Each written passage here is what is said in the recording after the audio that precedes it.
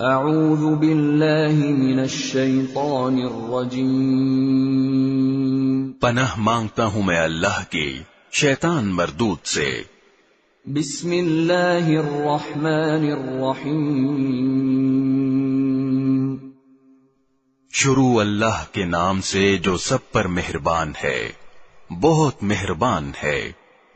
تلک الرسل فضلنا بعضهم على بعض، منهم من كلم الله ورفع بعضهم درجات وآتينا عيسى ابن مريم البينات وأيدناه بروح القدس ولو شاء الله ما اقتتل الذين من بعدهم من بعد ما جاءتهم البينات ولكن اختلفوا فمنهم من آمن ومنهم من كفر ولو شاء الله ما اقتتلوا ولكن الله يفعل ما يريد۔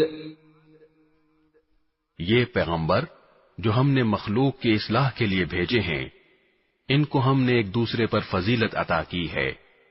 ان میں سے بعض وہ ہیں جن سے اللہ نے کلام فرمایا، اور ان میں سے بعض کو اس نے بدرجہ بلندی عطا کی، اور ہم نے عیسیٰ ابن مریم کو کھلی نشانیاں دیں اور روح القدس سے ان کی مدد فرمائی، اور اگر اللہ چاہتا تو ان کے بعد والے لوگ اپنے پاس روشن دلائل آ جانے کے بعد آپس میں نہ لڑتے، لیکن انہوں نے خود اختلاف کیا۔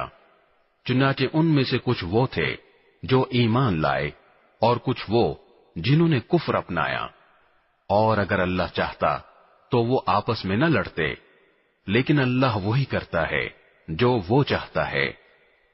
یا ایھا الذین آمنوا انفقوا مما رزقناکم من قبل ان یأتی یوم لا بیع فیہ ولا خلة ولا شفاعة والکافرون هم الظالمون۔ اے ایمان والو، جو رزق ہم نے تمہیں دیا ہے اس میں سے وہ دن آنے سے پہلے پہلے اللہ کے راستے میں خرچ کر لو، جس دن نہ کوئی سودا ہوگا، نہ کوئی دوستی کام آئے گی، اور نہ کوئی سفارش ہو سکے گی، اور ظالم وہ لوگ ہیں جو کفر اختیار کیے ہوئے ہیں۔ اللہ لا الہ الا هو الحی القیوم لا تأخذه سنة ولا نوم له ما في السماوات وما في الأرض من ذا الذي يشفع عنده إلا بإذنه يعلم ما بين أيديهم وما خلفهم ولا يحيطون بشيء من علمه إلا بما شاء وسع كرسيه السماوات والأرض ولا يؤوده حفظهما وهو العلي العظيم۔ اللہ وہ ہے جس کے سوا کوئی معبود نہیں، جو سدا زندہ ہے، جو پوری کائنات سنبھالے ہوئے ہے، جس کو نہ کبھی اونگ لگتی ہے نہ نیند۔ آسمانوں میں جو کچھ ہے وہ بھی، اور زمین میں جو کچھ ہے وہ بھی، سب اسی کا ہے۔ کون ہے جو اس کے حضور اس کی اجازت کے بغیر کسی کی سفارش کر سکے؟ وہ سارے بندوں کے تمام آگے پیچھے کے حالات کو خوب جانتا ہے، اور وہ لوگ اس کے علم کی کوئی بات اپنے علم کے دائرے میں نہیں لا سکتے سوائے اس بات کے جسے وہ خود چاہے۔ اس کی کرسی نے سارے آسمانوں اور زمین کو گھیرا ہوا ہے، اور ان دونوں کی نگہبانی سے اسے ذرا بھی بوجھ نہیں ہوتا، اور وہ بڑا عالی مقام صاحب عظمت ہے۔ لا اکراہ فی الدین قد تبین الرشد من الغی فمن يكفر بالطاغوت ويؤمن بالله فقد استمسك بالعروة الوثقى لا انفصام لها والله سميع عليم. دین کے معاملے میں کوئی زبردستی نہیں ہے. ہدایت کا راستہ گمراہی سے ممتاز ہو کر واضح ہو چکا. اس کے بعد جو شخص طاغوت کا انکار کر کے اللہ پر ایمان لے آئے گا، اس نے ایک مضبوط کنڈا تھام لیا جس کے ٹوٹنے کا کوئی امکان نہیں، اور اللہ خوب سننے والا، سب کچھ جاننے والا ہے. اللہ ولی الذین آمنوا یخرجهم من الظلمات الى النور والذین کفروا اولیاؤهم